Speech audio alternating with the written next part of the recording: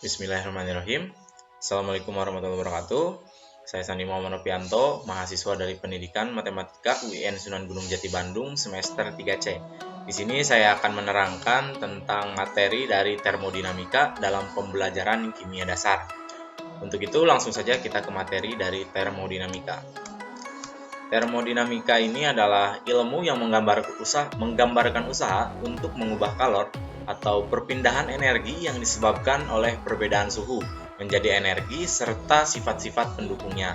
Termodinamika berhubungan erat dengan fisika energi, panas, kerja, entropi, dan kespontanan proses. Selain itu, termodinamika juga berhubungan dengan mekanika statik dan sistem pembatas pada lingkungan.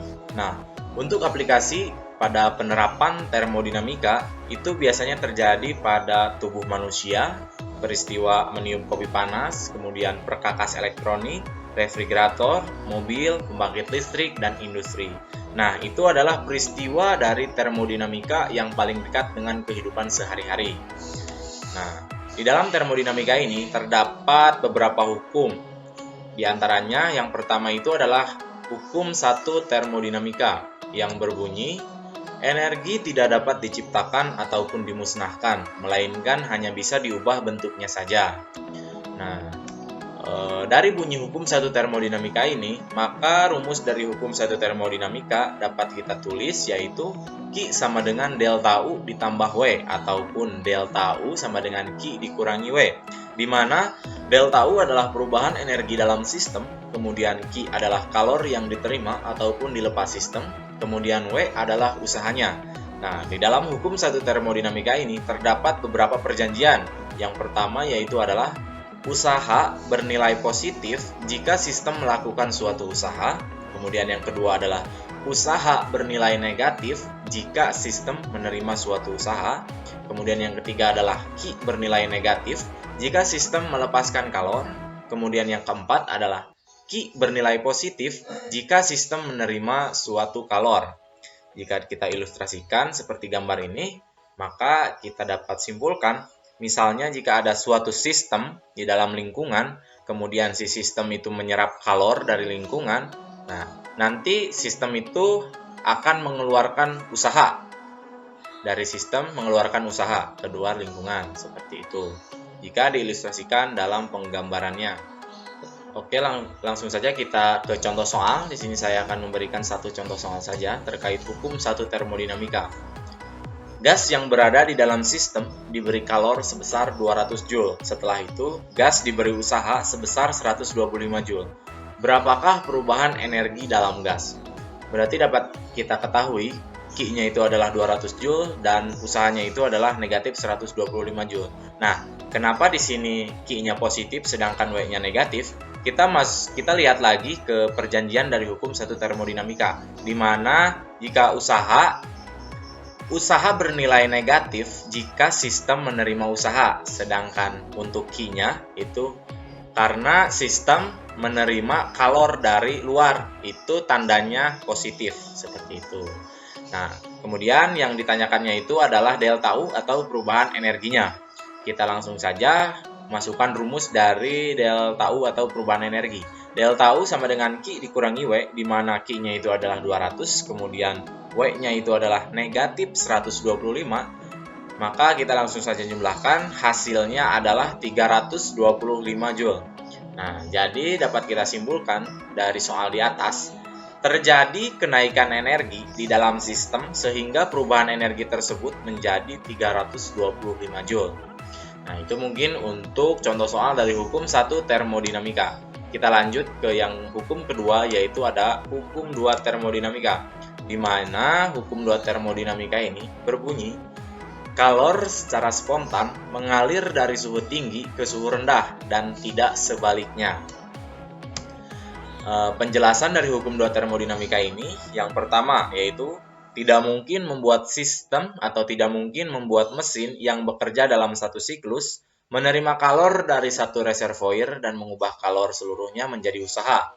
Yang kedua yaitu tidak mungkin membuat mesin yang bekerja dalam satu siklus dengan mengambil kalor dari reservoir yang mempunyai suhu rendah dan memberikannya ke reservoir suhu tinggi tanpa usaha dari luar. Kemudian yang ketiga yaitu mesin yang bekerja di antara reservoir suhu tinggi dan reservoir suhu rendah memiliki efisiensi maksimum. Jadi dapat kita simpulkan untuk hukum 2 termodinamika ini, aliran kalornya mempunyai arah yaitu tidak reversible. Jika kita ilustrasikan lagi, maka misalnya terdapat satu mesin kalor, kemudian ada reservoir suhu tinggi. Dari reservoir suhu tinggi ini memberikannya ke mesin kalor.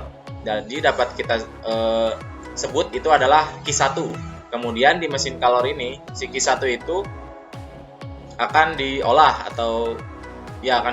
maka mengeluarkan usaha atau W. Kemudian untuk sisa dari Q1-nya itu nanti akan keluar menjadi Q2 dan akan menuju ke reservoir suhu rendah atau T2. Seperti itu. Jika diilustrasikan kepada mesin kalor. Nah, untuk rumus dari hukum 2 termodinamika ini adalah efisiensi mesin Carnot sama dengan 1 dikurangi T2 per T1 dikali 100%, di mana T1-nya itu adalah suhu reservoir bersuhu tinggi dan T2-nya itu adalah suhu reservoir bersuhu rendah, dan untuk satuannya itu Kelvin. Langsung kita ke contoh soal dari hukum 2 termodinamika. Suatu mesin mempunyai reservoir tinggi 400 derajat Celcius dan suhu reservoir rendah adalah 70 derajat Celcius. Hitunglah efisiensi pada mesin tersebut. Untuk penyelesaiannya berarti sudah diketahuinya itu adalah T1-nya itu adalah 400 derajat Celcius atau T1 itu sama dengan suhu tinggi, kemudian T2 atau suhu rendahnya itu adalah 70 derajat Celcius. Karena ini satuannya masih derajat Celcius, maka kita harus ubah dulu ke Kelvin. Nah, untuk 400 derajat Celcius ini sama dengan 673 Kelvin. Kalau untuk 70 derajat Celcius ini sama dengan 343 Kelvin. Kemudian kita sudah bisa langsung jawab karena sudah diketahui. Langsung kita masukkan rumus dari hukum 2 termodinamika, di mana efisiensi sama dengan 1 dikurangi T2 per T1, atau T2-nya itu adalah 343 atau suhu rendahnya itu, kemudian T1-nya itu adalah 673 atau suhu tingginya. Di sini ada kesalahan sedikit, harusnya ini TR per TT, yaitu suhu rendah per suhu tinggi dikali 100%, seperti itu. Maka kita langsung masukkan saja nilainya, yaitu 1 dikurangi 343 per 673 dikali 100%. Kita hitung, maka hasilnya adalah 330 per 673 dikali 100%. Kita hitung lagi dan hasilnya adalah 49%. Nah, berarti efisiensi dari mesin pada soal tersebut adalah sebesar 49%. Seperti itu. Nah, mungkin ini untuk contoh soal dari hukum 2 termodinamika. Terima kasih. Mungkin dalam penjelasan kali ini tentang materi termodinamika, saya hanya menjelaskan hukum 1 termodinamika dan hukum 2 termodinamika. Untuk hukum yang selanjutnya mungkin akan dibahas di lain waktu. Terima kasih. Semoga video ini bermanfaat dan mohon maaf jika ada kesalahan kata dalam penyampaiannya. Sekali lagi terima kasih. Wassalamualaikum warahmatullahi wabarakatuh.